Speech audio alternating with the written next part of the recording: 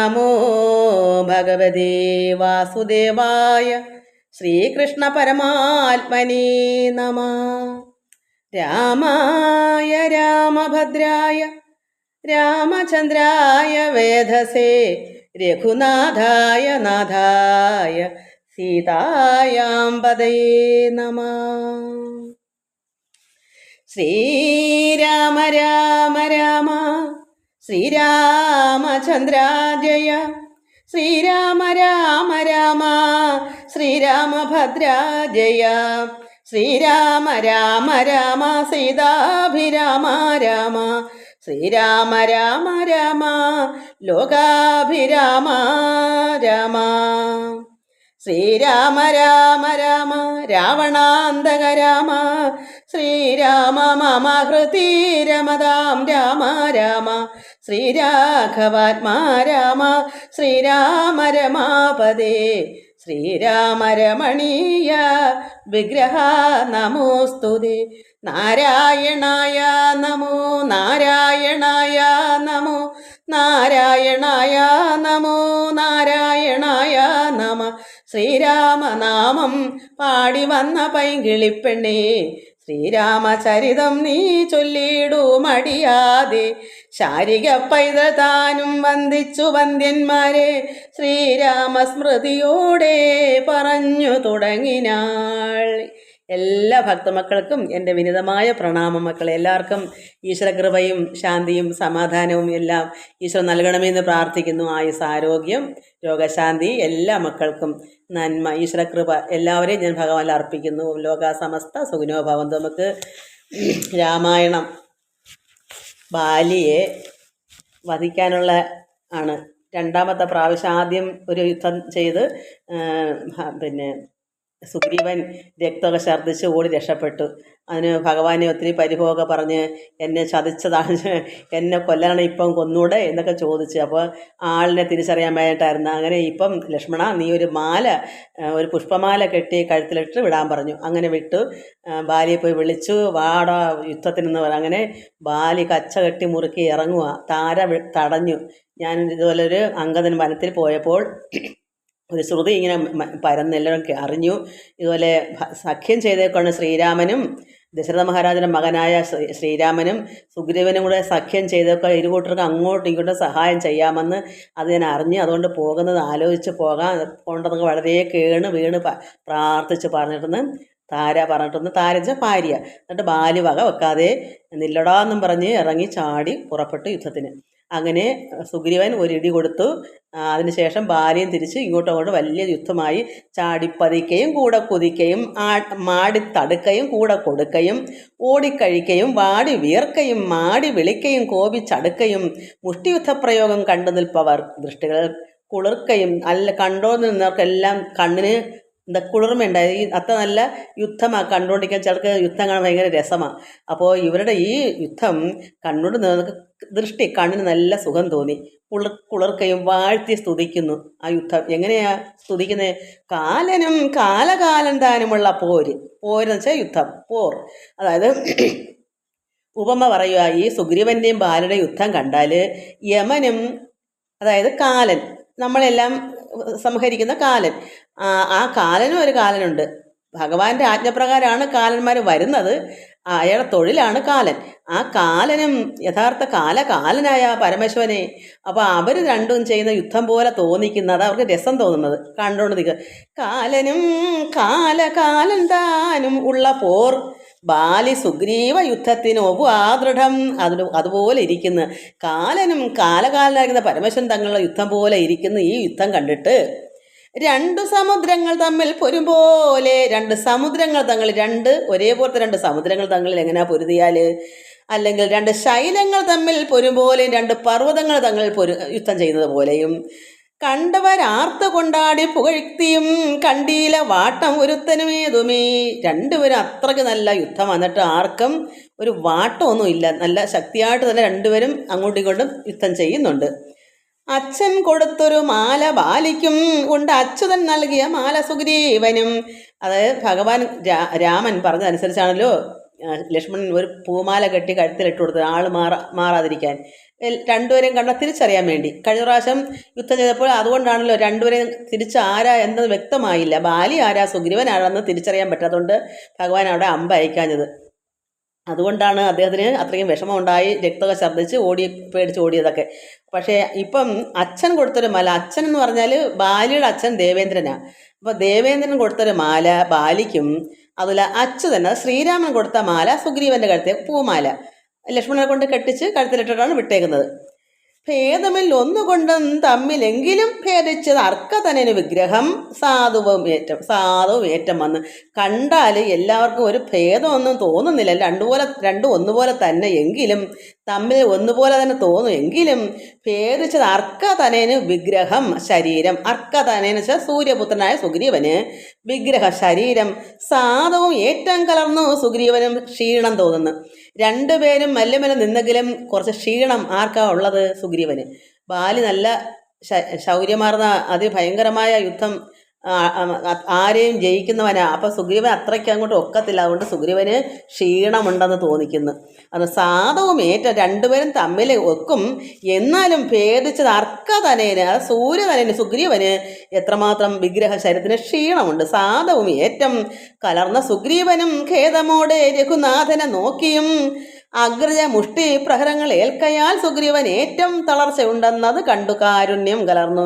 വേഗേന വൈകുണ്ഠൻ ദശരഥനന്ദനൻ ബാലിതൻ വർഷപ്രദേശത്തെ ലക്ഷ്യമാക്കിക്കൊണ്ട് വൃക്ഷ ഷണ്ഡം മറഞ്ഞാശു മഹേന്ദ്രമാ അസ്ത്രം തൊടുത്തു വലിച്ചു നിറച്ചുടൻ വിദ്രുതമാറങ്ങായ ചരുളിടിനാൻ. അങ്ങനെ ഭഗവാൻ നോക്കി, സുഗ്രീവൻ വിഷമിച്ചൊന്ന് നോക്കി, എനിക്ക് ക്ഷീണമുണ്ട്, ഭഗവാനോട് നോക്കി, വിഷമം കൊണ്ട് നോക്കി. ശക്തി, അതായത് ക്ഷീണം ശരീരത്തിന് വരുന്നു. അതുകൊണ്ട് സുഗ്രീവന് ഖേദത്തോടെ വിഷമത്തോടെ ശ്രീരാമ ഭഗവാനെ ഒന്ന് നോക്കി. നമ്മളും എന്ത് മനസ്സിലാക്കണം? നമുക്ക് വിഷമം വരുന്നതിന് മുമ്പേ നോക്കണം, എപ്പോഴും നോക്കണം. അപ്പോൾ നമുക്ക് വിഷമം വരുമ്പം നോക്കിയില്ലെങ്കിലും കുഴപ്പമില്ല. എല്ലാവരും ഇന്ന് ഇതാ പറയുന്നത്, വിഷമം വരുമ്പോൾ നോക്കും. ഇവിടെ സുഗ്രീവനും സംഭവിച്ചതാ. അല്ല, അതിനു മുമ്പേ ഉണ്ടെങ്കിലും ഇവിടെ രണ്ടും തമ്മിൽ നന്നായി പൊരുതിയെങ്കിലും അത്രയ്ക്കോട്ട് വയ്യാതെ വന്നപ്പോൾ ഭഗവാനെ നോക്കി. ഇന്നും നമ്മൾ ജനങ്ങളും ഇതുപോലെ തീരെ എല്ലാ ആശ്രയം അവിടെ ഇവിടെയൊക്കെ പോയി പലരുടെയും ആശ്വാസം തേടും. പക്ഷേ ഒടുക്കം ഒന്നും എത്തില്ലെങ്കിൽ അപ്പോഴും ഭഗവാനെ വിളിക്കും, ദൈവമേ ഇനി എന്താ ആശ്രയം. പക്ഷേ ഇത് ആദ്യമേ തന്നെ എപ്പോഴും വേണം. അതുകൊണ്ടാണ് സുഗ്രീവന് ആദ്യമേ തന്നെ ഉണ്ടായിരുന്നു. അതുകൊണ്ടാണ് വിഷമം വന്നപ്പോൾ നോക്കുമ്പോൾ അവിടെ കാരുണ്യം കലർന്ന് രക്ഷിച്ചത്. ഇത് നമ്മൾ മനസ്സിലാക്കണം.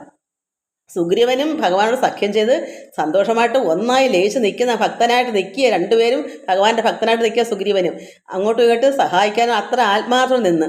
അപ്പോൾ ഈ യുദ്ധം ഭഗവാൻ തന്നെ പറഞ്ഞു വിട്ടതാണ്. അപ്പോൾ ആ യുദ്ധം ചെയ്തപ്പോൾ ബാലിയുടെ മുമ്പിൽ ജയിക്കാൻ പറ്റില്ലെന്ന് അറിയാം. അപ്പോൾ ഭഗവാൻ രക്ഷിക്കാൻ നിൽക്കുക. അപ്പോൾ ആ വിഷമം അങ്ങോട്ട് വന്നപ്പോൾ ഭഗവാനെ നോക്കിയാൽ മതി മക്കളെ, ഒന്നും പറയണ്ട. നമ്മൾ എപ്പോഴും നമ്മൾ പരമാത്മാവിൻ്റെ ഉള്ളിലാണെങ്കിൽ നമുക്കും ഈ പറഞ്ഞക്ക് ലോകത്തിൻ്റെ നിയമം അങ്ങനെയാണ്, പ്രപഞ്ചം അങ്ങനെയാണ്, സുഖദുഃഖങ്ങളുടെ ഒരു പൊടിപൂരമാണ്. ഇന്നിപ്പോൾ സുഖമാണെങ്കിൽ നാളെ ദുഃഖമായിരിക്കും. അതിവിടെ പ്രപഞ്ചത്തിൻ്റെ ഒരു നിയമമാണ്. അത് രാത്രിക്ക് പകലെന്നതുപോലെ സുഖത്തിന് ദുഃഖമുണ്ട്. അതുകൊണ്ട് ആ സമയം നമ്മളൊന്ന് നോക്കിയ ഭഗവാനെന്നുള്ള ചിന്ത ഒന്ന് നോക്കിയാൽ മതി. എന്താ കാരണം? ഉള്ളിൽ എപ്പോഴും നമുക്ക് ഭഗവാനല്ലേ കൂടെ. അപ്പോൾ നമുക്ക് ഭഗവാൻ എന്താ ഇപ്പം സംഭവം വരുന്നു നോക്കിക്കോ. സുഗ്രീവൻ അങ്ങനെ നോക്കി. അപ്പോൾ എന്താ, നമ്മളെപ്പോഴും ഭഗവാനെ വിളിച്ചപേക്ഷിച്ച് പ്രാർത്ഥിച്ച് നമ്മളെപ്പോഴും ലയിച്ചിരുന്നാൽ ആ സമയം വരുമ്പോൾ നമ്മൾ കണ്ണാ എന്നത് നോക്കിയാൽ മതി. അപ്പോഴേ ഭഗവാന് കാരുണ്യം, കാരണം ഭഗവാന്റെ ഭക്തനല്ലേ. അതുകൊണ്ട് ഖേദമോടെ രഘുനാഥനെ ഒന്ന് നോക്കി. അഗ്രജ മുഷ്ടി, ജ്യേഷ്ഠൻ, അത് ബാലിയുടെ മുഷ്ടി ഇങ്ങനെ ഇടിക്കുന്ന ആ മുഷ്ടി ഇടിക്കുന്ന പ്രഹരങ്ങൾ ഏറ്റപ്പോൾ സുഗ്രീവൻ ഏറ്റവും തളർച്ച ഉണ്ടെന്ന് എന്ത് കാര്യം മനസ്സിലാക്കിയത്? ശ്രീരാമൻ മനസ്സിലാക്കി. ആ നോട്ടത്തിൽ കൂടെ ഭഗവാന് മനസ്സിലായി സുഗ്രീവൻ ഏറ്റവും തളർച്ച ഉണ്ടെന്നത് കണ്ട് കാരുണ്യം കലർന്ന്. അപ്പോൾ ഭഗവാൻ അതുപോലെ നേരത്തെ അതിന് മുമ്പ് നടന്ന യുദ്ധത്തിനകത്ത് ഒന്നും സംഭവിക്കാൻ ഒത്തില്ല. ഭഗവാന്റെ അതിൻ്റെ ഖേദം, അത് സഹിക്കാൻ പറ്റാത്ത ഖേദം. കാരണം കെട്ടിപ്പുണർന്ന് കണ്ണുനീരൊഴുകി ഭഗവാന്റെ കണ്ണിൽ നിന്ന്. കാരണം എന്താ, ഇദ്ദേഹത്തെ സഹായിക്കാന്ന് പറഞ്ഞാണ് യുദ്ധത്തിന് അയച്ചത്. അപ്പോൾ ആളിനെ കണ്ടിട്ട് തിരിച്ചറിയാൻ വയ്യ. രക്തത്തിൽ മുങ്ങിക്കിടക്കുമ്പോൾ ആളാരാ, ബാലി ആരാ, സുഗ്രീവൻ ആരെന്ന് അറിയാൻ പറ്റാത്തതുകൊണ്ട് ഭഗവാൻ ഒന്നും ചെയ്യാൻ പറ്റിയില്ല. അവസാനം ബാലിയുടെ ഇടിയെല്ലാം കൊണ്ട് രക്തവും ഛർദ്ദിച്ച് ഓടി രക്ഷപ്പെട്ടെങ്കിൽ പോരുക ചെയ്ത്. അതിന് ഭഗവാൻ ഒത്തിരി പരിഭവം പറഞ്ഞു, നീ എന്നെ ഭഗവാൻ ശിക്ഷിക്കാനായിരുന്നെങ്കിൽ എന്നതാ ഇപ്പം നിൽക്കുക, എന്നെ വധിച്ചോളൂ, എന്നെ ഇങ്ങനെ ചതിക്കണമായിരുന്നു എന്നും പറഞ്ഞ് കുറേ ഭഗവാൻ ഒരുപാട് കരഞ്ഞ്. ശ്രീരാമൻ എന്താ കാരണം ഭഗവാന്റെ കുറ്റമല്ല, കണ്ട ആരാന്ന് തിരിച്ചറിഞ്ഞിട്ടുണ്ടേ ഭഗവാൻ സഹായിക്കാൻ. ഇപ്പം അതുകൊണ്ട് മാല കെട്ടി കൊടുത്ത് വിട്ടു, കഴുതലിട്ടുണ്ട്. അപ്പോൾ ആളിനെ അറിയാമല്ലോ. അപ്പോൾ അത് ഉന്നം വെച്ചാൽ മതി, എന്നിട്ട് ആളാരെന്ന് അറിയാൻ വയ്യ. ഇപ്പം അതുകൊണ്ട് ഭഗവാൻ അതും കൂടെ ഉള്ളിലുണ്ട്. അന്ന് സങ്കടപ്പെട്ടു പോയി ഭഗവാൻ, കാരണം ഭഗവാൻ പറഞ്ഞിട്ടല്ലേ പോയത്. ചത്തുപോയെങ്കിൽ എന്ത് ചെയ്തേനായിരുന്നു. അഥവാ തന്നെ ഭഗവാൻ തന്നെ ഓർക്കാപ്പുറത്ത് ഈ അമ്പ് അയച്ചാലും കിട്ടുന്നതെല്ലാം സുഗ്രീവനായിരിക്കും. അത് സഹിക്കാൻ പറ്റുമോ? ഒന്നിലെ രക്തം ഛർദ്ദിച്ച് വന്നല്ലേ, എന്തായാലും രക്ഷപ്പെട്ടല്ലോ. ഇപ്പം അതുകൊണ്ട് ഭഗവാൻ എന്ത് ചെയ്ത്, ഇദ്ദേഹം തളർച്ചയുണ്ടെന്ന് മനസ്സിലായി. ഭഗവാൻ അത് കണ്ടപ്പോൾ കാരുണ്യം കലർന്ന് വേഗേന വൈകുണ്ഠൻ എന്ത് ചെയ്തു? ഭഗവാൻ ദശരഥ മഹാരാജ പുത്രൻ നന്ദനൻ ബാലിതൻ വക്ഷപ്രദേശത്തെ ലക്ഷ്യമാക്കി, ബാലിയുടെ നെഞ്ചിനെ ലക്ഷ്യമാക്കി കൊണ്ട് വൃക്ഷഷണ്ഡം, അത് മരക്കൂട്ടത്തിൻ്റെ ഇടയിൽ നിന്ന് ഇങ്ങനെ അയാൾ കാണത്തവണ്ണം ബാലിക്ക് ഭഗവാനെ കാണാതിരിക്കണം, കാരണം അത് തെറ്റല്ലേ. അതുകൊണ്ട് ഇതൊരു കുറ്റമാണെന്ന് പറയുന്നവരുണ്ട്, പറയാത്തവരുണ്ട്. നമ്മളിതെല്ലാം നോക്കുമ്പം ഇവിടെ ഭഗവാൻ കുറ്റം ചെയ്തിട്ടില്ല. ഭഗവാൻ ഇവിടെ ഈ ലോകത്തിൻ്റെ രക്ഷയ്ക്ക് വേണ്ടിയാണല്ലോ വന്നേക്കുന്നത്. അതുകൊണ്ട് എങ്ങനെയായാലും ഭഗവാൻ ഈ ദുഷ്ടനെ നശിപ്പിച്ചല്ലേ പറ്റൂ. അതുകൊണ്ട് ഭഗവാൻ മരക്കൂട്ടങ്ങളുടെ ഇടയ്ക്ക് മറഞ്ഞു നിന്നുകൊണ്ട് മഹേന്ദ്രമാം അസ്ത്രം തൊടുത്തു വലിച്ചു നിറച്ചുടൻ വിദ്രുതമാറായ ഞാൻ അയാളുടെ മാറിൽ ഉന്നം വെച്ച് ഭഗവാൻ അസ്ത്രം അയച്ചു ബാലിയുടെ നെഞ്ചിൽ ചെന്നിതു.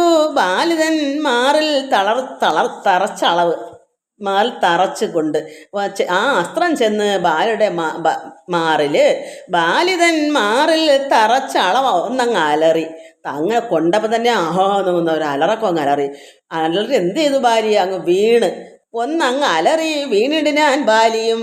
അപ്പം നല്ലൊരു അസ്ത്രം, നല്ല എവിടാ ചെല്ലുന്ന നെഞ്ചിൽ തന്നെയല്ലേ. അപ്പോൾ ആ ഒരു അലറക്കത്തിലൂടെ അങ്ങ് വീണിട്ട് എന്ത് വന്ന് ഭൂമി ഒന്ന് വിറച്ച്. അത്രമാത്രം, കാരണം ഭഗവാൻ അതിനുപോലെ വൃക്ഷത്തിന് 7 സാലങ്ങൾ പിളർന്നപ്പോഴും അതുപോലെ ഭൂമി വിറകൊണ്ട് ഭൂമിയും തുളഞ്ഞു പോയി ആ അസ്ത്രം. അത് എന്ന് പറയുന്ന പോലെ ഇദ്ദേഹം അത്ര വീരവാനാണല്ലോ ഈ ബാലി. വീഴുമ്പം അദ്ദേഹത്തിൻ്റെ ഊക്കങ്ങനെ അത്ര ആരോഗ്യമുള്ള ബാലിയല്ലേ. ആ ബാലി അവിടെ ഒന്ന് അങ്ങ് അലറി. വീഴുന്നപ്പോഴും ആ അലറക്കത്തിൻ്റെയും വീഴ്ചയുടെ എല്ലാം കൊണ്ടൊന്ന് ഭൂമി ഒന്ന് വിറച്ചു. ഭൂമി ഒന്ന് വിറച്ചത് അന്നേരത്ത് രാമനെ കൂപ്പി സ്തുതിച്ചു. ആരാ? മരുൾസുതൻ ഹനുമാൻ. ഹനുമാനും ലക്ഷ്മണനൊക്കെ അവിടെ നിൽപ്പുണ്ടല്ലോ. എല്ലാവരും വൃക്ഷത്തിൻ്റെ മറവിലൊക്കെ നിൽപ്പുണ്ട്. ഒറ്റയ്ക്കല്ലല്ലോ അദ്ദേഹത്തിന് മറ്റേ ആൾ വിട്ടേക്കുന്നത്. ഇവരെല്ലാം ചുറ്റിനും നിൽപ്പുണ്ട്. പക്ഷെ മറവില്ല നിൽക്കുന്നെന്നുള്ളത് ബാലി കാണാതെ വൃക്ഷങ്ങളുടെ ഇടയ്ക്കൊക്കെ. അപ്പോൾ രാമനെ ഈ ഭൂമിയും വിറച്ച് അവൻ ബാലി തറയിൽ വീണപ്പം സന്തോഷമായി. അപ്പം സമാധാനമായി ഹനുമാൻ്റെ സുഗ്രീവനോ ഇത്രമാത്രം സ്നേഹമാണ് ഹനുമാന്. കാരണം ഒരു നിരപരാധിയല്ലയോ ഈ സുഗ്രീവൻ. ബാലി തെറ്റല്ലേ ചെയ്യുന്നത്. അയാളുടെ ഭാര്യയും വീടും കൂടും രാജ്യവും എല്ലാം പിടിച്ചടക്കിയിട്ട് ഇയാളെ കൊല്ലാൻ നടക്കുന്നത്. അപ്പം ദുഷ്ടനല്ലേ ബാലി. അതുകൊണ്ട് ഇവിടെ ഭഗവാൻ എന്തെങ്കിലും ദുഷ്ടത്തിനെ കാണിക്കുന്നുണ്ടോ? ഇല്ലല്ലോ. അപ്പം എന്ത് വന്നു? ഈ ഭൂമിയൊന്ന് വിറച്ച് അവൻ ഒന്ന് അലറി തറയെ വീണപ്പോൾ ഭഗവാനെ കൂപ്പി സ്തുതിച്ചു ഹനുമാൻ. മരുൾസുതൻ, മരുൾ എന്ന് വെച്ചാൽ വായുപുത്രൻ. മോഹം കലർന്ന് മുഹൂർത്തമാത്രം പിന്നെ മോഹം തീർന്നു നോക്കിയിടാൻ ബാലിയും. ആ വീഴ്ചയിൽ വീണ് മോഹം കലർന്ന് വീണെങ്കിലും പെട്ടെന്ന് തന്നെ ആ മോഹമൊക്കെ മാറി. എന്ന് വെച്ചാൽ ഓർമ്മക്കേട് പോലെ വന്നെങ്കിൽ അത് അത്രയും പെട്ടെന്ന് മാറിയിട്ട് അവൻ പെട്ടെന്ന് നോക്കി ബാലി. എന്താ സംഭവിച്ചെന്നല്ല, വീണ് അലറി നെഞ്ച് തട്ടിയതും വീണതും അലറക്കവും എല്ലാം ആയിട്ട് മോഹം പോയി. അപ്പം മോഹം എന്ന് വെച്ചാൽ എന്താ, ഇത് ഒരു എന്ത് വരുമല്ലോ മനസ്സിനകത്തുനിന്ന് എന്താ പറയുന്നതിന് മോഹാലസ്യം, ഒരു ക്ഷീണം. അപ്പോൾ പെട്ടെന്ന് തന്നെ അത് മാറിയിട്ട് പെട്ടെന്ന് നോക്കി ഇത് ആരാ എന്താ ചെയ്തത്. കാരണം അസ്ത്രമാണ് വീണേക്കുന്നത്. അത് പിന്നെ സുഗ്രീവൻ്റെ ഇങ്ങനെ മുഷ്ടി ഇട്ടിട്ട് ഇടിയല്ലേ, അവർക്കുള്ളിൽ അസ്ത്രമില്ലല്ലോ. അപ്പം ഇതിങ്ങനെ വന്നു എന്ന് കണ്ടായിരിക്കും അയാൾ നോക്കിയത്. പെട്ടെന്ന് തന്നെ മോഹം തീർന്നിട്ട് നോക്കിയിട്ട് ഞാൻ ബാലിയും. അപ്പോഴെന്താ കാണായത് അഗ്രേ എന്ത് നിൽക്കുന്നു? ശ്രീരാമനെ രഘൂത്തമനെ തഥാ. എന്താ കണ്ടത്? ഇതെന്ത് സംഭവം? അപ്പം ഇല്ല, ഭാര്യ പറഞ്ഞിട്ടുണ്ട്, ദശരഥ മഹാരാജാവിൻ്റെ മക്കൾ 2 പേരും സീതയെ കാണാതുകൊണ്ട് നടന്ന് രാവണൻ കട്ടുകൊണ്ട് പോയത് മുഖാന്തരം ഇവർ നടന്ന് ഈ ദൃശ്യമുഖാന്തരത്തിൽ വന്നപ്പോൾ സുഗ്രീവനെ കാണുകയും ചെയ്ത് അവർ സഖ്യം ചെയ്ത്. അങ്കദൻ മകൻ വന്ന് എന്നോട് പറഞ്ഞു, അതുകൊണ്ട് പോകുന്നത് സൂക്ഷിച്ച് വേണം, പോവരുത്, ഇങ്ങനെ ഒരു സംഭവം ഉണ്ട്, വെറുതെ വന്ന് വിളിക്കത്തില്ല. കഴിഞ്ഞ തവണ തോറ്റു പോയ ആൾ വീണ്ടും തിരിച്ചു വരണമെങ്കിൽ എന്തോ അതിന് തക്കതായ കാരണമുണ്ട്, ഇതിൻ്റെ പുറകിൽ ആരോ ഉണ്ട്, ഇതൊക്കെ പറഞ്ഞിട്ടൊന്നും ബാലി കേട്ടില്ല. അപ്പോൾ ഇപ്പം അയാൾക്ക് മനസ്സിലായി, അതാ നോക്കാൻ കാരണം. ആരായുധം നോക്കിയപ്പോൾ എന്താ കാണായത്? അഗ്രേ അവിടെ നിൽക്കുന്ന അടുത്ത് എന്താ രഘുത്തമനെ തഥാ ബാണവും ദക്ഷിണഹസ്തേ ധരിച്ച്, വലത്തെ കയ്യിൽ ഹസ്തം കൈ, ദക്ഷിണം വലത്തെ കയ്യിൽ എന്ത് ധരിച്ചു? ബാണം. എന്നിട്ട് പിന്നെ ധരിച്ച് അന്യപാണി, അടുത്ത കയ്യിൽ എന്താ, ഇടത്തെ കയ്യിൽ അന്യ വെച്ചാൽ അതിൻ്റെ അപ്പുറത്തെ കയ്യിൽ ചാപവും. അപ്പം ഇതിൽ ബാണവും ഇതിൽ ചാപവും ഇല്ലും. ചീരവസനം. അപ്പം താര പറഞ്ഞത് സത്യമായി. ദശരഥ മഹാരാജാവിൻ്റെ മകൻ വന്നിട്ടുണ്ട്. അവർ ഇതുപോലെ വസ്ത്രങ്ങളൊക്കെ ഇങ്ങനെ തപസ്സിന് വന്നതാണ്, പിന്നെ മുനിവേഷമാണ്. അപ്പം നോക്കിയപ്പം സത്യമാ, കയ്യിലുണ്ട് ബാണമുണ്ട്, വില്ലുണ്ട്, പിന്നെ എന്താ ചീരവസനം, ഈ മരവുരി വസ്ത്രം, പാണിയിൽ ചാപവും ചീരവസനവും തൂണീരവും, അതായത് ആവനാഴി, മൃദുസ്മേര വാദനം, കണ്ട മുഖം അതിഭയങ്കര ശോഭനമായ സുന്ദരമായ മൃദുസ്മേര വദനമുഖം, സുന്ദരമായ കോമളമായ വദനമുഖം. ഇതെല്ലാം നോക്കുമ്പം സത്യമാണെന്ന് മനസ്സിലായി. അങ്ങനെ തൂണീരവും മൃദുസ്മേര വദനവും ചാരു ജടാമകുടം പൂണ്ടിടം പെട്ട, അതായത് ചാരു ജടാമകുടം, നല്ല സുന്ദരമായ ജട കൊണ്ടുള്ള കിരീടത്തിന് ഇത് കെട്ടി, ജട ഇങ്ങനെ കെട്ടി കെട്ടി വെക്കുമ്പോൾ ഒരു കിരീടം പോലാണല്ലോ അവരുടെ സന്യാസി മുനിമാരുടെ കിരീടം, അല്ല ഈ രത്നകിരീടം അല്ല. അപ്പോൾ ചാരു ജട കൊണ്ടുള്ള മകുടം, ജട കെട്ടി കെട്ടി കെട്ടി ഇങ്ങനെ വെക്കുമ്പോൾ അതൊരു കിരീടം പോലെ ഇരിക്കും. ആ ചാരു ജടാമകുടം പൂണ്ട് ഇടംപെട്ട മാരടത്തിങ്കൽ വിരിഞ്ഞ വികസിച്ച നെഞ്ചിൽ വനമാലയും പൂണ്ട്, അതായത് ഭഗവാന്റെ മാല, ശ്രീകൃഷ്ണനും ഉണ്ടല്ലോ പൂമാല, അതുപോലെ വനമാലയും പൂണ്ട് ചാർവായുധങ്ങളായുള്ള ഭുജങ്ങൾ, നല്ല സുന്ദരമായ നീണ്ട നല്ല കൈകൾ, അത് പ്രത്യേക ഒരു കൈക്ക് ശോഭയുണ്ട് ഭഗവാന്റെ. അങ്ങനെ എന്താ ചാർവായുധങ്ങളായുള്ള പിന്നെ നല്ല ഭംഗിയുള്ള കൈകൾ, ഭുജങ്ങളും ദൂർവാതളച്ചവി പൂണ്ട ശരീരവും പക്ഷഭാഗേ പരിസേവിതന്മാരായ ലക്ഷ്മണ സുഗ്രീവന്മാരും അഞ്ജസാ കണ്ടു. അപ്പോൾ എന്തൊക്കെയാ പക്ഷഭാഗത്ത് ആരാ നിൽക്കുന്നത്? പരിസേവിതന്മാരായ ലക്ഷ്മണനും സുഗ്രീവന്മാരും അങ്ങനെ നിൽക്കുന്നത് രണ്ട് സൈഡിനും. പക്ഷം വെച്ചാൽ സൈഡ്, ഇരുവശങ്ങളിൽ, ഒരു വശത്ത് സുഗ്രീവനെങ്കിൽ ഒരു വശത്ത് ലക്ഷ്മണൻ, പിന്നെ അങ്ങനെ ബാക്കി ആരാ, ഹനുമാനൊക്കെ അവിടെ നിൽപ്പുണ്ട്. ഇവർ രണ്ടും ഭഗവാന്റെ അടുക്ക തന്നെ അപ്പുറം അപ്പുറം നിൽക്കുന്നു, സുഗ്രീവനും ലക്ഷ്മണനും. ഇത് നന്നായി കണ്ടു. പക്ഷഭാഗേ പരിസേവിതന്മാരായ ലക്ഷ്മണ സുഗ്രീവന്മാരെയും അഞ്ജസാ കണ്ടു. അപ്പോഴങ്ങനെ കണ്ടപ്പോൾ എന്ത് വന്നു? ഗർഹിച്ച് പറഞ്ഞെന്താ പറയുന്നത്? ബാലി ഉണ്ടായ ഖേദ കോപ ആകുല ചേസ, ഗർഭിച്ചെന്ന് വെച്ചാൽ അത്രയ്ക്ക് അയാൾക്ക് സഹിക്കാൻ പറ്റുന്നില്ല. ദേഷ്യം പറഞ്ഞു ബാലി ഉണ്ടായ ഖേദവും കോപവും ആകുലതയും മനസ്സിലും എല്ലാം ഒന്നിച്ച് കലർന്ന് വരുക. വേദന, മരണത്തിൻ്റെ ഒരു വേദന, മരണപ്രാളം, അതിൻ്റെ കൂടെ ഖേദമുണ്ട്. എന്താ ഇത്രയും ഭഗവാൻ തന്നെ ചെയ്തു. കാരണം അയാൾ നേരത്തെ താരടുത്ത് പറഞ്ഞിട്ടുണ്ട്, ശ്രീരാമനാണെങ്കിൽ ഭഗവാൻ ആർക്കും പക്ഷാഭേദം ചെയ്യുന്ന ആളല്ല, എല്ലാവരും ഒന്നുപോലെ കാണുന്ന ആണ് ഭഗവാൻ ശ്രീരാമൻ. അത് ബാലിക്കാണ് കൂടുതൽ ഭക്തനെ, അതുകൊണ്ട് ബാലിയെ തന്നെ രക്ഷിക്കും, സുഗ്രീവനോട് ഒത്ത് നിൽക്കത്തില്ല, എന്നെ തന്നെ രക്ഷിച്ചോ, ഞാൻ വിളിച്ചോണ്ട് ഇനി വരും വീട്ടിൽ. നമ്മൾ കഴിഞ്ഞ വായിച്ചത് അതൊക്കെ, തോന്നെ പറഞ്ഞ സമയം പോകത്തില്ലേ. അപ്പോൾ അങ്ങനെയെല്ലാം പറഞ്ഞ ആൾ നോക്കിയപ്പം അതുകൊണ്ട് ഖേദമുണ്ട്, ആകുലമുണ്ട്, എല്ലാം വിഷമവും എല്ലാം ഒത്തിച്ചു വരിക. ശ്രീരാമൻ ചെയ്തല്ലോ എന്നൊരു ചിന്ത. അതുകൊണ്ടാണ് അദ്ദേഹം പറഞ്ഞു വെച്ചത് എന്താ, ശ്രീരാമൻ ഒരിക്കലും അങ്ങനെ ചെയ്യത്തില്ല, എനിക്കാരും ശത്രുക്കളും ഇല്ല, സുഗ്രീവൻ ആരും ബന്ധുക്കളും ഇല്ല, അപ്പോൾ പിന്നെ എന്തിനു വേണ്ടി ഇത് ചെയ്യണം? അതുകൊണ്ട് ശ്രീരാമൻ അതുപോലെ പക്ഷാഭേദമുള്ള ആളുമല്ല, എല്ലാവരെയും തുല്യമായി കാണുന്ന ഒരാളാണ്, ഒരിക്കലും എന്നെ അത് ചെയ്യത്തില്ല. അതുമല്ല, എനിക്കാണ് സുഗ്രീവനേക്കാളും ഭക്തൻ ഞാനാണ്, ഭഗവാന്റെ പ്രിയ ഭക്തനാണ് ഞാൻ, അതുകൊണ്ട് എനിക്ക് ഒരിക്കലും പിന്നെ ഭഗവാൻ ശ്രീരാമൻ എന്നെ ശല്യം ചെയ്യത്തില്ല, ഞാൻ വിളിച്ചുകൊണ്ട് നമ്മുടെ വീട്ടിൽ കൊണ്ട് വരും. ഇതെല്ലാം പറഞ്ഞിട്ടാണ് പോകുന്നത്. അവിടെ നീ പേടിക്കണ്ട, ശ്രീരാമനാണെങ്കിൽ ഒന്നുകൊണ്ടും ഭയക്കണ്ട, ഒരു തെറ്റും ചെയ്യത്തില്ല. അപ്പോൾ നോക്കിയപ്പോൾ എന്താ കണ്ടപ്പോൾ എന്താ നിൽക്കുന്ന നല്ല കിരീടവും എന്തോ നല്ല ഭുജങ്ങളും ചാപവും പിന്നെ ബാണവും ഇതെല്ലാമായിട്ട് നിൽക്കുന്ന, നല്ല വനമാലയൊക്കെ ഇട്ട് ഇങ്ങനെ സുന്ദരനായി നിൽക്കുന്ന, കോമള രൂപമായിരിക്കുന്ന മുഖമായിട്ട് നിൽക്കുന്ന. അപ്പോൾ ഇയാൾക്ക് എന്താ വന്നത്? ഉണ്ടായി ഖേദം, അത്ര ദുഃഖം, ഖേദം, പിന്നെ അതിനുള്ള ദേഷ്യം, കോപം, പിന്നെ ആകുല ഛേദം, മനസ്സ് എല്ലാം കൊണ്ടും വല്ലാത്തൊരവസ്ഥ. അങ്ങനെ ചേതസ എന്ത് ഞാനൊന്ന് നിന്നോട് പിഴച്ചത് ചോദിക്കുക, ഇതെല്ലാം കൂടെ വെച്ചുകൊണ്ട് ഞാൻ ശ്രീരാമനോട് ചോദിക്കുന്നു, എന്തു ഞാൻ ഒന്ന് നിന്നോട് പിഴച്ചതു, എന്നെ കൊല ചെയ്തു വെറുതെ, നീ എന്തിനാ വെറുതെ കൊല ചെയ്തു, ഞാൻ എന്താ നിന്നോട് തെറ്റ് ചെയ്തത്? ശ്രീരാമനോട് ചോദിക്കുന്നു. വ്യാജേന ചോരധർമ്മത്തെയും കൈക്കൊണ്ട് രാജധർമ്മത്തെ വെടിഞ്ഞത് എന്തിങ്ങനെ. അതായത് വ്യാജം എന്ന് വെച്ചാൽ കള്ളം, ചോരധർമ്മം. കാരണം ഭഗവാനുടെ ധർമ്മം പാലിക്കാനാണ് വന്നേക്കുന്നത്, എല്ലാവർക്കും അറിയാം. ലോകം പാലിക്കുക വെച്ചാൽ ധർമ്മത്തെ രക്ഷിക്കാനാ. ഇവിടെ ചോരധർമ്മം വെച്ചാൽ കബളിപ്പിച്ച കള്ളം, ചോരൻ കള്ളനാ, കള്ളം. അപ്പം അല്ല, ഈ ചോരെന്നല്ല അർത്ഥം, ചോര ധർമ്മം, അധർമ്മം. അധർമ്മം വെച്ചാൽ കള്ളത്തരം. അപ്പം ഇവിടെ ഭഗവാൻ ധർമ്മം പാലിക്കാതെ അധർമ്മം പാലിച്ചു എന്നാണ് എൻ്റെ അർത്ഥം. കാരണം രക്ഷിക്കാൻ വന്ന ആളിവിടെ എന്തോ ചെയ്ത, ബാലിയെ വധിക്കുക എന്ന് വെച്ചാൽ അവിടെ അത് മറഞ്ഞു നിന്ന്, ഈ വൃക്ഷത്തിൻ്റെ മറവിൽ മറഞ്ഞു നിന്നപ്പോൾ അവിടെ ധർമ്മമല്ല, അത് നേരെ പൊരുതുവാണെങ്കിൽ ശരിയാ, ധർമ്മം എന്ന് പറയാം. ഇവിടെ ഇത് നേരെയല്ല, അയാളുടെ കൂടെ ഭഗവാൻ കണ്ട് നിന്നുകൊണ്ട് ചെയ്യുകയാണെങ്കിൽ അത് ധർമ്മം എന്ന് പറയാം. ഇത് വൃക്ഷച്ചുവട്ടിൽ മറഞ്ഞു നിന്നുകൊണ്ട് ചെയ്തതുകൊണ്ടാണ് വ്യാജധർമ്മം, ചോരധർമ്മം, അത് അധർമ്മം. അതുകൊണ്ട് വ്യാജേന ചോരധർമ്മത്തെയും കൈക്കൊണ്ട് രാജധർമ്മത്തെ വെടിഞ്ഞത് എന്തിങ്ങനെ. ഇത് രാജധർമ്മമാണോ? ഇത് ദശരഥ മഹാരാജാവിൻ്റെ അയോധ്യാധിപതിയായിരിക്കുന്ന രാജാവിൻ്റെ മകനായ ഇത് നല്ലതാണോ? ഇത് കാപട്യമല്ലേ ഈ കാണിക്കുന്നത്? ഇത് അധർമ്മമല്ലേ? അതുകൊണ്ട് രാജധർമ്മം ഇതാണോ? ഇതെന്താ രാജധർമ്മം എന്താ ഇങ്ങനെ വെടിഞ്ഞിട്ട് ഇങ്ങനെ ചെയ്തത്? രാജധർമ്മത്തെ വെടിഞ്ഞത് എന്തിങ്ങനെ? എന്താ ഇത് ഇങ്ങനെ ചെയ്യാൻ കാരണം? ഇത് ധർമ്മമാണോ? ഇത് കള്ളത്തരമല്ലേ, ചോരധർമ്മമല്ലേ? ഇത് എന്തൊരു കീർത്തി ലഭിച്ചത് അതുകൊണ്ട്, ഇതുകൊണ്ട് എന്താ കീർത്തി കിട്ടിയത്? ശ്രീരാമനോട് ചോദിക്കുന്നത്. ഇങ്ങനെ ചെയ്തതുകൊണ്ട്, ഇങ്ങനെ മറഞ്ഞു നിന്ന് എന്നെ കൊന്നത് കൊണ്ട് എന്ത് കീർത്തിയാണ് കിട്ടുന്നത്? എന്തൊരു കീർത്തി ലഭിച്ചത് അതുകൊണ്ട് ചിന്തിക്ക. രാജകുലോത്ഭവനല്ലോ നീ രാജകുലത്തിൽ ഉത്ഭവിച്ച ആളല്ലയോ ശ്രീരാമ. വീരധർമ്മം നിരൂപിച്ച് കീർത്തിക്കെങ്കിൽ, ഇത് കീർത്തിക്ക് വേണ്ടി വീരധർമ്മമാണ് ചെയ്തതെങ്കിൽ നേരെ പൊരുത് ജയിക്കണം ഏവരും. നേർക്ക് നേരെ നിന്ന് പൊരുതണം.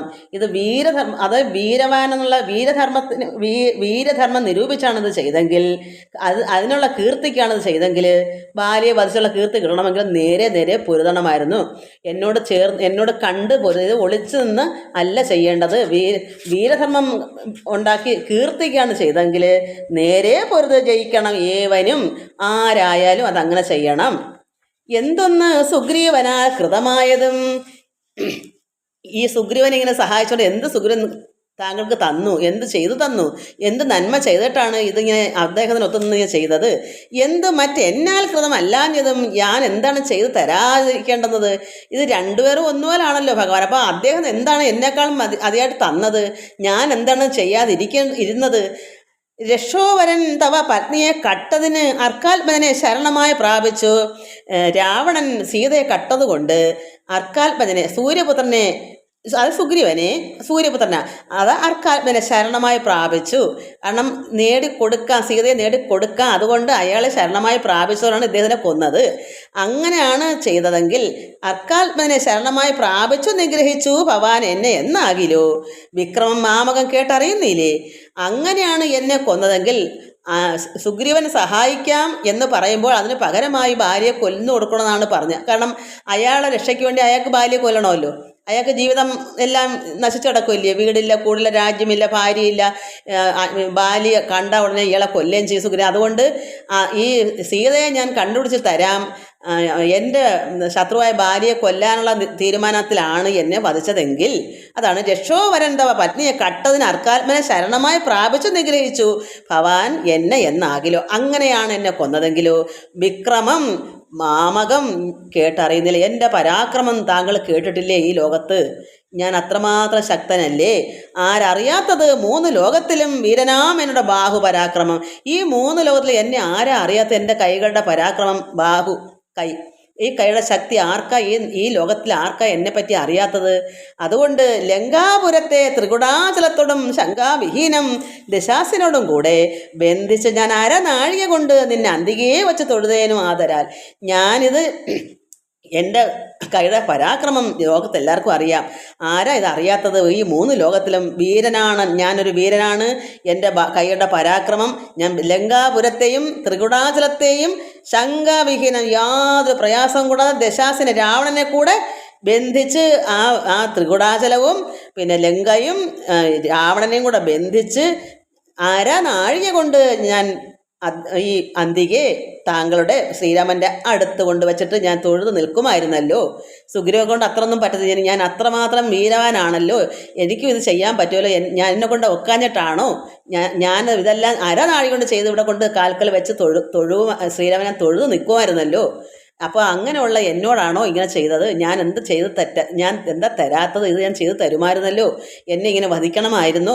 സുഗ്രീവന് വേണ്ടിയിട്ടാണല്ലോ എന്നെ വധിച്ചത്. സുഗ്രീവനെ സഖ്യം ചെയ്ത് അറിഞ്ഞ് താര പറഞ്ഞത് അത് ഇരിപ്പുണ്ട്, അത് കേൾക്കാതെ ഇഞ്ഞ് പോരുന്നു. അപ്പോൾ അദ്ദേഹത്തിന് അറിയാം ദശരഥ മഹാരാജാവിൻ്റെ മകനായ ഈ ലക്ഷ്മണനും ശ്രീരാമനും ഒന്നിച്ച് കണ്ടു, സുഗ്രീവനെ കണ്ടു, അവർ തങ്ങൾ സഖ്യം ചെയ്തു, ഇതിനെ ബാലിയെ വധിച്ചിട്ട് ഇദ്ദേഹത്തിന് രാജ്യമൊക്കെ വാങ്ങിച്ചു കൊടുക്കാം, ഭാര്യയും നേടിക്കൊടുക്കാം, അയാളുടെ ഭാര്യയെ ഇദ്ദേഹം വെച്ചേക്കുന്നത്. ഇതെല്ലാം അറിഞ്ഞ് ഇരിക്കുക. വീട്ടിൽ വെച്ച് താര ഇതെല്ലാം പറഞ്ഞ് അങ്കദനും വാനത്തിൽ പോയപ്പോൾ ഇതെല്ലാം അറിഞ്ഞു ബാലെടുത്ത് പറഞ്ഞു, അതുകൊണ്ട് പോവല്ലേ, എന്തോ പന്തികേടുണ്ട്, അതുകൊണ്ട് ഇങ്ങനെ ഇത് പാടില്ല, പോകണ്ട, അത് അങ്ങനൊന്നും അല്ല, ശ്രീരാമൻ എന്നെ രക്ഷിക്കൂ എന്ന് പറഞ്ഞ് പോക്കാം. അതുകൊണ്ട് ഞാനതെല്ലാം നിഷ്പ്രയാസം അര നാഴി കൊണ്ട് ഞാനതെല്ലാം സംഭവിപ്പിച്ച് ഇവിടെ കൊണ്ടുവന്ന് കാൽക്കൽ വെച്ച് ഞാൻ തൊഴുതു നിന്നേനായിരുന്നല്ലോ. ധർമ്മിഷ്ഠനെന്ന് ഭവാനെ ലോകത്തെങ്കിൽ നിർമ്മലന്മാർ പറയുന്നു രഘുപതേ. അതായത് ധർമ്മിഷ്ഠനാണെന്ന് ഈ ലോകത്ത് എല്ലാവരും, ശ്രീരാമനോ ധർമ്മിഷ്ഠനാണെന്ന് ഇവിടെ നിർമ്മലന്മാരായ സാധു ഭക്തന്മാരെല്ലാം പറയുന്നല്ലോ രഘുപതേ. ധർമ്മം എന്തോന്ന് ലഭിച്ചത് കൊണ്ട് ഇതാണോ ധർമ്മം? ഈ ലോകമെല്ലാവരും അംഗീകരിക്കുന്ന താങ്കൾ ധർമ്മിഷ്ഠനാണെന്ന്, ഇതാണോ ധർമ്മം? ധർമ്മം എന്തോന്ന് ലഭിച്ചത് അത് കൊണ്ട് നിർമൂലം ഇങ്ങനെ കാട്ടാളനെ പോലെ ഒരു കുറ്റം ചെയ്യാത്ത എന്നെ, ഒരു കാട്ടാളനെ പോലെ വാനരത്തെ ചതി ചെയ്ത് കൊന്നിട്ടൊരു മാനമുണ്ടായത് എന്തെന്ന് പറക നീ. അതായത് നിർമൂലം ഇങ്ങനെ ഞാൻ ഒരു കുറ്റവും ചെയ്യാത്ത എന്നെ കാട്ടാളനെ പോലെ എന്ന് വെച്ചാൽ വേടനെ പോലെ. കാരണം എന്താ, കാട്ടാളനും വേടനൊക്കെ ഒളിച്ചു നിന്നാണ് മൃഗങ്ങളെ അമ്പ ചെയ്യുന്നത്. വേടന്മാർ നാദം ഭേദം കേൾപ്പിക്കും, എന്തെങ്കിലും ഒരു അപശ്രുതി പോലെ നിന്ന് കൂവയൊക്കെ ചെയ്യുമ്പം മാൻ്റെ സൗണ്ട് പോലെ കേൾപ്പിക്കാൻ മാൻ ഓടി വരും. അപ്പോഴും ഇവർ മറവിൽ നിന്നുകൊണ്ട്, മരത്തിൻ്റെ മറവിൽ നിന്നുകൊണ്ട് ഈ മാനിനെ കൊല്ലും, ഇവർക്ക് മാംസം തിന്നാൻ. അപ്പോൾ അതുപോലെ ഒരു കാട്ടാളനെ പോലെയാണ് ഇദ്ദേഹം ഇതുപോലെ മറവിൽ നിന്ന് ചെയ്തതിനാ പറയുക. ഒരു മറവിൽ നിന്ന് വാനരനെ, ഒരു കുരങ്ങനെ ഒളിച്ചു നിന്ന് ഒളിയമ്പ് ചെയ്ത് കൊന്നത് കൊണ്ട് എന്ത് നേട്ടമാണ് ഉണ്ടായത്? എന്ത് ധർമ്മമാണ് ഇതിലുള്ളത്? ധർമ്മം എന്തോന്ന് ലഭിച്ചത്? അതുകൊണ്ട് അത് കൊണ്ട് നിർമൂലം ഇങ്ങനെ ഒരു കുറ്റം ചെയ്ത് എന്നെ ഒരു കാട്ടാളനെ പോലെ വാനരത്തെ ചതി ചെയ്ത് കൊന്നിട്ടൊരു മാനമുണ്ടായത് എന്തെന്ന് പറയുക? എന്ത് മാനമാണ് ഇതിലുള്ളത്? ഇത് ചതിയല്ലേ? വൃക്ഷത്തിൻ്റെ മറവിൽ നിന്നുകൊണ്ടാണോ ഒരു കുരങ്ങിനെ ഒരു കാട്ടാളൻ അമ്പ് ചെയ്യുന്നത് പോലെയല്ലേ ചെയ്തത്? വനത്തിൽ നായാട്ടിന് പോകുന്നവർ ചെയ്യുന്നത് പോലെയല്ലേ ഇത് ചെയ്തത്? അതുകൊണ്ട് എന്ത് മാനമാ എന്ന് പറയൂ. വാനര മാംസം അഭക്ഷ്യമത്രേ ബദ. കുരങ്ങൻ്റെ മാംസം ഭക്ഷ്യം എന്ന് വെച്ചാൽ ഭക്ഷിക്കുന്ന ഇറച്ചി ഭക്ഷിക്കുന്നത്. ഇവിടെ അഭക്ഷ്യം വെച്ചാൽ അത് കഴിക്കത്തില്ലെന്നാണ് തോന്നുന്നത്. എനിക്ക് അങ്ങനെ അറിയില്ല, ഞാനിതിപ്പോൾ 2 വർഷം കൊണ്ട് ഇത് ആരും പഠിച്ചതല്ലല്ലോ, നമ്മളിത് കണ്ട് ശ്രദ്ധിച്ച് വായിച്ച് മനസ്സിലാക്കുന്നില്ല. അതുകൊണ്ട് എനിക്ക് തോന്നുന്നു കുരങ്ങനെ ആരും വെടിവെച്ച് കൊന്ന് തിന്നുക, അതുകൊണ്ടല്ലേ കുരങ്ങന്മാർ പെരുകി കിടക്കുന്നത്. കുരങ്ങനെ മാംസം ഭക്ഷിക്കത്തില്ലെന്ന് തോന്നുന്നത്, അത് അഭക്ഷ്യം നടക്കുക, ഭക്ഷിക്കത്തില്ല എന്നാണ് അർത്ഥം. വാനര മാംസം, കുരങ്ങൻ്റെ മാംസം ഭക്ഷിക്കാത്തത് കൊണ്ട് മാനസേ തോന്നിയത് എന്തിതോ ഭൂപതേ. അതുകൊണ്ട് പിന്നെ മനസ്സിൽ എന്തുകൊണ്ടാണ് ആഹാരമായിട്ട് കഴിക്കത്തില്ല കുരങ്ങൻ്റെ മാംസം. വാനര മാംസം അഭക്ഷ്യമത്രേ ബദ. പിന്നെ മാനസേ എന്തുകൊണ്ടാണ് ഇങ്ങനെ തോന്നിയത് ഭൂപതേ? ഇത് എന്നെ ഇങ്ങനെ കൊല്ലാൻ എന്തുകൊണ്ട് തോന്നി? കാരണം ഒന്നീ മാംസം ഭക്ഷിക്കുന്നെങ്കിൽ പറയാൻ അതുകൊണ്ടാണ് കൊന്നതെന്ന്. പിന്നെ ഇത് ഞാൻ എന്ത് കുറ്റമല്ല ചെയ്തത്? സുഗ്രീവനേക്കാളും അരനാഴി കൊണ്ട് ഞാനിത് ചെയ്ത് തന്നേനായിരുന്നു എന്നോട് പറഞ്ഞെങ്കിൽ ചെയ്ത് തരുമായിരുന്നില്ല. സീതയെ കണ്ടുപിടിച്ച് അരനാഴി കൊണ്ട് എല്ലാം ബന്ധിച്ച് കെട്ടി കാലുകളെ കൊണ്ട് വെച്ച് ഞാൻ തൊഴുത് നിൽക്കുമായിരുന്നല്ലോ. പിന്നെ എന്ത് കാരണം കൊണ്ടാണ് എന്നെ ഇങ്ങനെ ചെയ്തത്? യുദ്ധം ബഹുഭാഷണം ചെയ്ത ബാലിയോട് ഉത്തരമായി അരുൾ ചെയ്ത് രഘുത്തമൻ. ഇത്രയെല്ലാം പറഞ്ഞങ്ങോട്ട് ബഹുഭാഷണം ഒത്തിരികൾ ഇങ്ങനെ കടുത്ത് ആ അമ്പ് ഊരിയാൽ മരിക്കും, അമ്പ് അത് കിടക്കൊണ്ടായാലും ഇത്രയും പറഞ്ഞത്. അപ്പോൾ ഇത്രയെല്ലാം ഒരുപാട് സംസാരിച്ചപ്പോൾ ഈ ബാലി ഇത്രയും പറയുമ്പോൾ ഭഗവാൻ ശ്രീരാമൻ എന്ത് അരുൾ ചെയ്യുന്നു? ഉത്തരമായി അരുൾ ചെയ്തു രഘുത്തമൻ. എന്താ ഭഗവാൻ പറയുന്നത്? ധർമ്മത്തെ രക്ഷിപ്പതിന് ആയുധവുമായി നിർമത്സരം നടക്കുന്നതു നീളെ ഞാൻ. അതായത് ധർമ്മത്തെ രക്ഷിപ്പാൻ വേണ്ടി ആയുധവുമായി നിർമത്സരം. എനിക്കൊന്ന് മത്സരം കൂടാതെ ഇതൊരു മത്സരമല്ലല്ലോ. ഭഗവാൻ ഇവിടെ ആർക്കും വേണ്ടി ചെയ്തതല്ല. അതായത് സുഗ്രീവനെ രക്ഷിക്കാൻ വേണ്ടി മത്സരിച്ച് ചെയ്തതല്ല. ഭഗവാൻ ലോകം മൊത്തവും ധർമ്മത്തെ രക്ഷിക്കാൻ വേണ്ടി മത്സരിക്കാതെ തന്നെ ഈ ആ ഒരു പ്രവൃത്തി കർമ്മം ചെയ്യുന്നു, ഭഗവാന്റെ കർമ്മം ചെയ്യുന്നു. എന്താണ്? ധർമ്മത്തെ രക്ഷിക്കാനുള്ളത്. അതുകൊണ്ടാണ് നിർമത്സരം, കാരണം മത്സരം കൂടാതെ എന്നാണ് എനിക്ക് തോന്നുന്നത്. എനിക്ക് അങ്ങനെയുള്ള ഒരു ഒരു യുക്തി കൊണ്ട് പറഞ്ഞതാണ് മക്കളെ. തെറ്റാണെങ്കിൽ അത് തിരുത്തുക. എനിക്ക് നാളെ എനിക്ക് പറഞ്ഞു തന്നാൽ മതി ഇട്ടിട്ട്. അപ്പോൾ ധർമ്മത്തെ രക്ഷിപ്പതിന് ആയുധവുമായി നിർമത്സരം നടക്കുന്നത് നീളെ ഞാൻ ഈ ലോകം മൊത്തവും ഞാൻ നടക്കുന്നു ഒരു ആയുധവും കൊണ്ട്. എന്തിനാ? ധർമ്മത്തെ രക്ഷിപ്പാനാണ്. അയാൾ പറയുന്നത് ഭഗവാൻ അധർമ്മമല്ലേ, ചോരധർമ്മം വെച്ചാൽ അധർമ്മമല്ലേ ചെയ്തത്, എന്തിനു വേണ്ടിയിട്ടാണ്? അപ്പോൾ ഭഗവാൻ പറയുന്നത് ഞാൻ ധർമ്മത്തെ രക്ഷിക്കാൻ നിർമത്സരം ഞാൻ ലോകം മൊത്തവും നടക്കുന്നു, സഞ്ചരിക്കുന്നു, നീളെ നടക്കുന്നു. പാപിയായ ഒരു അധർമ്മിഷ്ഠനാ നിന്നുടെ, പാപിയായ അധർമ്മിഷ്ഠനാണ് നീ, നിന്നുടെ പാപം കളഞ്ഞു ധർമ്മത്തെ നടത്തുവാൻ നിന്നെ വധിച്ചതു ഞാൻ. നിന്റെ കയ്യിലെ ഈ പാപങ്ങളെല്ലാം കളഞ്ഞിട്ട് ധർമ്മത്തെ എനിക്ക് വീണ്ടെടുക്കണം. അപ്പോൾ സുഗ്രീവനോട് കാണിക്കുന്ന തെറ്റല്ലേ? അത് അധർമ്മമല്ലേ കാണിക്കുന്നത്? അപ്പോൾ അവിടെ രക്ഷിക്കണ്ടേ? ഒരു നിഷ്കളങ്കമായ ഒരു ഭക്തനായിട്ട് നിൽക്കുന്ന ഒരു സുഗ്രീവൻ ഒരു തെറ്റും ചെയ്യുന്നില്ല. അപ്പോൾ അയാൾക്ക് പിന്നെ ആരെ രക്ഷകനായിട്ട് വരുന്നേ? ബാലിയാണ് അവിടുത്തെ വലിയ ശ്രേഷ്ഠനായ കുരങ്ങൻ്റെ ശ്രേഷ്ഠനാ. അയാളെ വെല്ലാൻ ആരെക്കൊണ്ട് പറ്റും? സുഗ്രീവൻ വല്ല രക്ഷയുണ്ടോ? അതുകൊണ്ട് ആദ്യം പോയവൻ രക്തം ഛർദ്ദിച്ച് വന്നില്ലേ, അയാൾ കൊല്ലും. അപ്പോൾ അവിടെ സാധുക്കൾക്ക് ജീവിക്കണ്ടേ ഈ ലോകത്ത്? അപ്പോൾ അതിനെ രക്ഷിക്കാൻ പരമാത്മാവ് തന്നെ അവതരിച്ചേ പറ്റൂ. അതുപോലെ എത്ര ഇതിപ്പോൾ ഒരു കാര്യം, അതുപോലെ എത്ര കാര്യങ്ങളാണ്, എന്തെല്ലാം. രാവണൻ തന്നെ അങ്ങനെയല്ലേ? അതുകൊണ്ട് പറയുന്നു, പാപം, നീ ഒരു പാപിയായ അധർമ്മിഷ്ഠനാണ്, അതുകൊണ്ട് നിന്നുടെ പാപം കളഞ്ഞ് ധർമ്മത്തെ നടത്തുവാൻ നിന്നെ വധിച്ചതു ഞാൻ, അതുകൊണ്ട് നിന്നെ വധിച്ചു. മോഹബദ്ധനായ നിന്നെ നീ ഏതും അറിയാഞ്ഞത് വേണ്ടോ? നിന്റെ മോഹം, നിന്റെ അത്യാഗ്രഹം, നിനക്ക് നിൻ്റെത് പോരാതെ, നിന്റെ ഭാര്യയെ പോരാ, നീ വേർത്തൻ്റെ ഭാര്യക്കൂടെ, സഹോദരൻ്റെ വീടും കൂടും, രാജ്യത്തിൻ്റെ അവകാശം, ഇതെല്ലാം നിനക്ക് തന്നെ. അപ്പം മോഹബദ്ധനായത് നീ അധർമ്മിയല്ലേ? മോഹബദ്ധനായി നിന്നെ നീ ഏതുമേ അറിയാഞ്ഞത് വേണം. നിന്നെ നീ അറിയുന്നില്ല, നീ എന്താ ചെയ്യുന്നത് നീ അറിയുന്നില്ല, നിന്റെ ഉള്ളത്തിലെ കുറ്റങ്ങളും കുറവുകളും നീ മനസ്സിലാക്കുന്നില്ല. അതെന്താ? നീ മോഹത്തിൽ കിടന്ന് വലയുന്നു. അന്ധകാരം, നിനക്ക് എല്ലാം കിട്ടുന്നത് പോരാ, ആരെ കൊന്നെങ്കിലും എങ്ങനെ നിനക്ക് ജീവിക്കണം. അപ്പം നീ മോഹത്തിൽ കിടന്ന് ഇവിടെ കിടന്ന് വലയുക. അപ്പം നീ അധർമ്മിയായി പോകുന്നു. അപ്പം നിനക്ക് അത് കിട്ടാത്തതിനെ കിട്ടിയില്ലെങ്കിൽ അധർമ്മം പെരുകിട്ട് ക്രോധമായി എല്ലാവരും കൊല്ലാൻ നടക്കുന്നു. അപ്പം നീ സുഗ്രീവനെ കൊല്ലും. കാരണം ഇതെല്ലാം സുഗ്രീവൻ ജീവിച്ചിരുന്ന ഭാര്യ ഇവന് കിട്ടുക, അദ്ദേഹത്തിൻ്റെ ഭാര്യ ഇയാൾക്ക് വേണം. അപ്പോൾ ഇവന് ക്രോധം മൂത്ത് വരുമ്പോൾ സുഗ്രീവനെ കൊല്ലാൻ നിൽക്കുന്നത് അതുകൊണ്ടാണല്ലോ. അതുകൊണ്ടാണ് നീ മോഹബദ്ധനായി നിന്നെ നീ ഏതും അറിയാഞ്ഞത്, നിന്നെ നീ അറിയുന്നില്ല. നിൻ്റെ തെറ്റ്, നിൻ്റെ പാപം ഇതൊന്നും നീ അറിയാത്തത് കൊണ്ടാണ്. എന്താ തെറ്റ്? പുത്രി ഭഗിനി സഹോദര ഭാര്യയും, പുത്രി ഭഗിനി സഹോദര 3 പെണ്ണുങ്ങളായി. പിന്നെ പുത്രകളത്രം, പുത്രൻ്റെ ഭാര്യ, പുത്രകളത്രം ഭാര്യ, പുത്രൻ്റെ അത് മരുമകൾ. ഇപ്പം ബാലിക്കും സുഗ്രീവനും, അപ്പം ബാലിയുടെ മകൻ്റെ ഭാര്യ മരുമകളാവും. അപ്പം സ്വന്തം മകള് പുത്രി, ഭഗിനി സഹോദരി, പിന്നെ സഹോദരൻ്റെ ഭാര്യ, സുഗ്രീവൻ്റെ ഭാര്യയാണ് സഹോദരൻ്റെ ഭാര്യ. അപ്പം അത് പുത്രൻ്റെ ഭാര്യ കളത്രം, അതാണ് പുത്രൻ്റെ ഭാര്യ മാതാവും. അപ്പം 5 പേരും എന്താ ഭേദമില്ലെന്നല്ലോ ഭേദവാക്കി. ഇവർ 5 പേരിൽ എന്തെങ്കിലും ഒരു ഭേദമുണ്ടോ? ഇതെല്ലാം ഒന്നല്ലേ? അമ്മയ്ക്ക് തുല്യമല്ലേ? ഈ സഹോദരൻ്റെ ഭാര്യയായാലും പുത്രിയായാലും പുത്രൻ്റെ ഭാര്യയായാലും പിന്നെ ഭഗിനി സഹോദരിയായാലും ഇതെല്ലാം ഒരുപോലെയല്ലേ? ഭേദമില്ലെന്നല്ലോ വേദവാക്യം. അത് ചേതസി മോഹാൽ പരിഗ്രഹിക്കുന്നവൻ, ഇങ്ങനെ മനസ്സിൽ ഇങ്ങനെ മോഹം കൊണ്ട് അത്യാർത്തി പിടിച്ച് അന്യൻ്റെ ഭാര്യയെ മോഹിക്കുന്നത്, പരിഗ്രഹിക്കുന്നത്, പാപികളിൽ വച്ച് ഏറ്റവും മഹാപാപി, താപം അവർക്ക് അതിനാലേ വരുമല്ലോ. അപ്പം ഇങ്ങനെ ഈ 5 കൂട്ടം സ്ത്രീകളുണ്ട്. സ്വന്തം ഭാര്യ, ഇത് പറയുന്നത് സ്വന്തം ഭാര്യ അയാൾക്കുള്ള ഭാര്യയാണ്.